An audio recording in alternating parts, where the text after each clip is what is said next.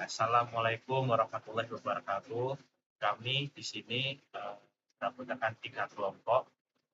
Eh, saya Dina Rizaldi dari NRP 56.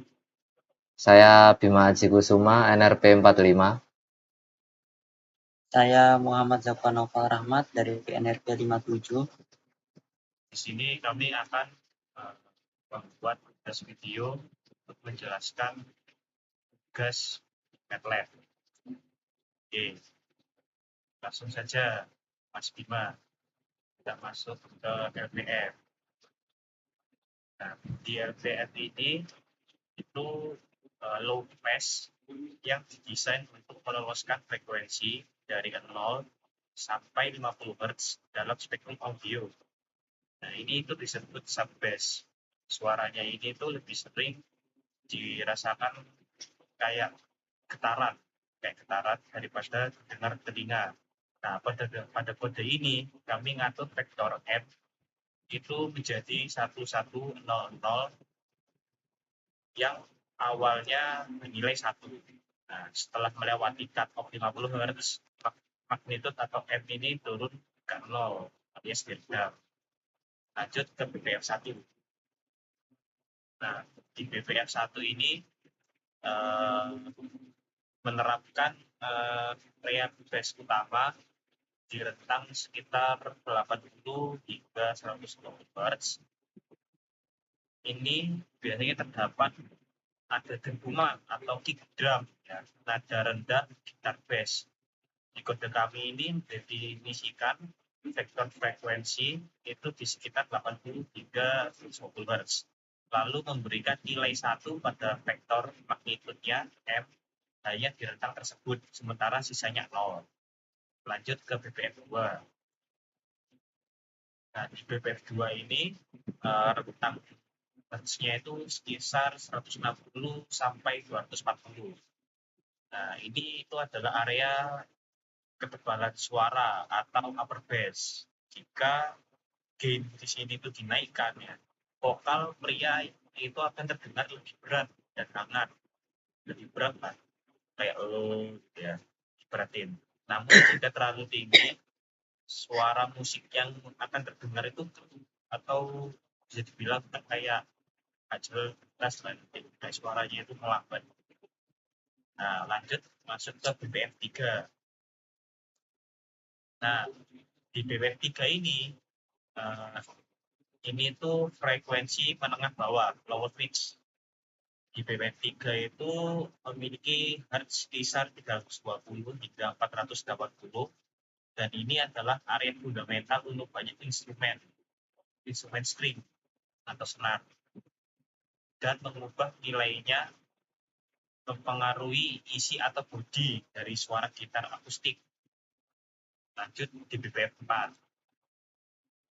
Nah, pada BPF 4 ini itu rentang hertznya naik menjadi 640 hingga 160 Hz, dan ini adalah area mid range atau murni suara manusia lokal pada umumnya, sangat dominan.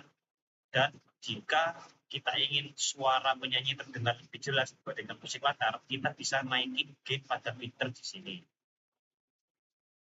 Oke, lanjut BPF 5, dilanjutkan oleh Mas Satuan. Baik, selanjutnya kita akan lanjut ke BPF 5. Di mana bandpass filter di sini kami patok dengan rentang 1280 hingga 1920 Hz. Di mana ini kita memasuki area upper mid yang menonjolkan suara dari instrumen-instrumen perkusi dengan karakter suara yang cukup tajam dan tinggi.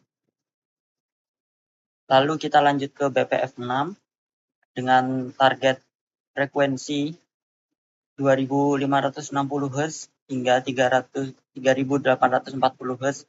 Maaf. Di mana di rentang frekuensi ini kita bisa merasakan vokal terasa lebih dekat. Namun perlu diperhatikan Jika rentang ini dipergunakan secara berlebihan, maka suara akan menjadi cempreng. Selanjutnya kita pindah web 7. Kita sekarang masuk ke bagian frekuensi tinggi atau biasa juga disebut dengan treble dengan rentang 5120 hingga 7680 Hz. Di sini kita bisa mengatur kejernihan suara seperti suara desis dalam pukulan simbal atau drum, bisa juga mengatur renyah dari suara itu sendiri.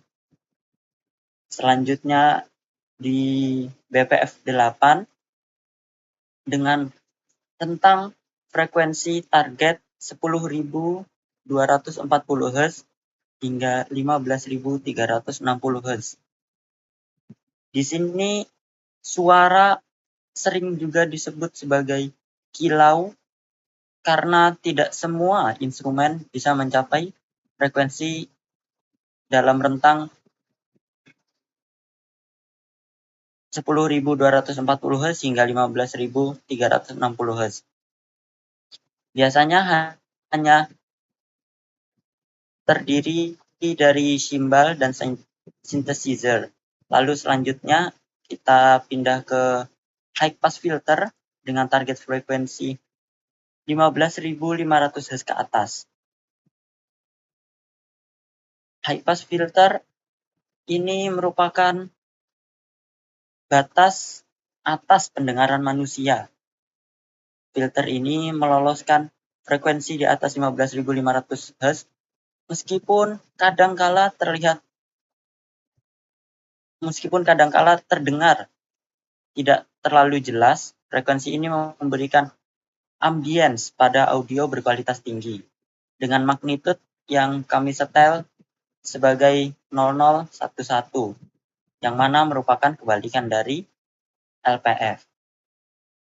Selanjutnya untuk bagian nomor 2 akan dijelaskan Jadi oleh sebelum teman saya masuk di Bima Aji. nomor 2, baik di sini saya akan melanjutkan di nomor 2. Di sini saya akan memperlihatkan dari bagaimana output respon frekuensi dari setiap filter yang telah kami buat LPF. Yang pertama untuk LPF, jadi untuk di respons frekuensinya seperti ini dengan koefisien FIR yang dihasilkan seperti ini. Koefisien lanjut ke BPF 1, lalu untuk BPF 1, lalu ke BPF 2, lalu kita ke BPF 3, BPF 4, BPF 4, BPF 5, BPF 5, BPF 6, BPF 6, BPF 7, BPF 7, BPF 8, BPF 8, lalu yang terakhir HPF. Maaf, yang ini adalah HPF. Jadi seperti itu untuk output setiap filter yang telah kami buat. Lalu lanjut ke nomor 2. Di sini di bagian awal kita menginisialisasi, kita menggunakan audio untuk mengetes program kita yang telah dipotong menjadi 30 detik. Lalu berbeda dengan nomor 1, kami langsung menyatukan 10 filter yang telah kami buat tadi menjadi satu file di nomor 2 ini.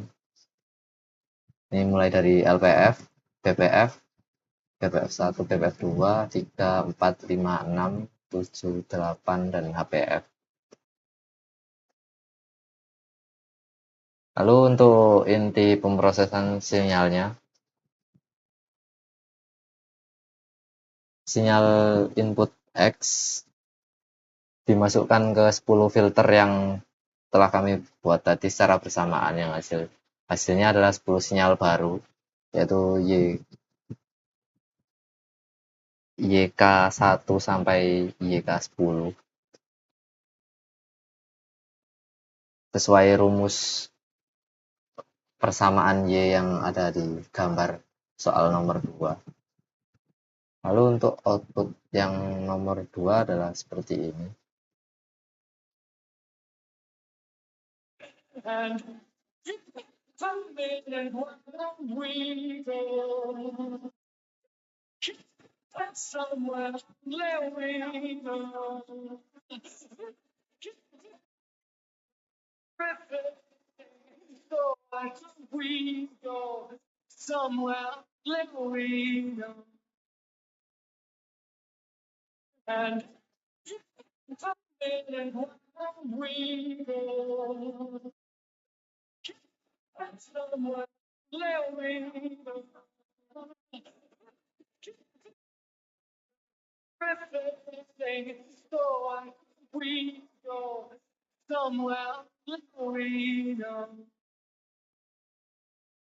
Jadi di sini adalah koefisien dari setiap program filter yang telah kami buat tadi. Mulai dari H1 ini adalah untuk LPF, H2 untuk BPF1, H3 untuk BPF2, H4 BPF3, H5 BPF4, H6 BPF5, H7 BPF6, H8 untuk BPF7, H9 untuk BPF8, lalu yang terakhir adalah H10 untuk yang HPF.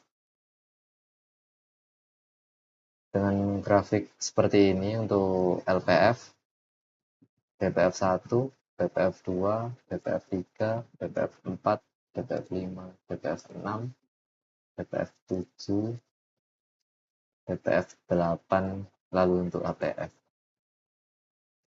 Lalu untuk yang output X dan Y1 adalah seperti ini.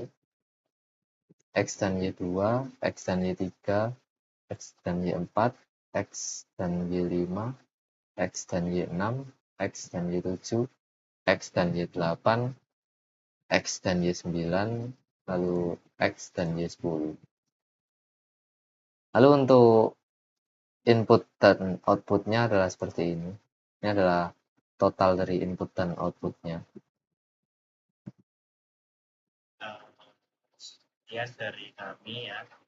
Bila ada kesalahan dari kata atau salah dari cara menjelaskan, mohon maaf.